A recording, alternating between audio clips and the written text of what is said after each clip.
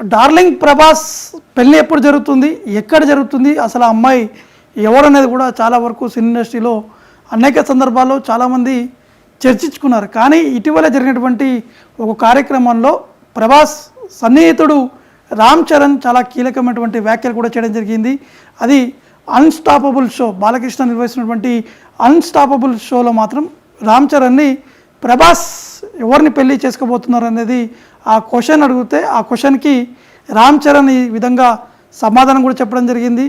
ఆంధ్రప్రదేశ్ గణపవరంకి చెందినటువంటి ఆ అమ్మాయి అనేది అనే విధంగా రామ్ చరణ్ కూడా చెప్పడం జరిగింది. కానీ ఆ పెళ్ళి ఎప్పుడు జరుగుతుందన్నది కూడా ఆసక్తిగా కూడా ఎదురు చూస్తున్నారు. ఎందుకంటే బాహుబలి హీరో ప్రభాస్ పెళ్లి కోసం చాలామంది ఎదురు చూస్తున్నారు.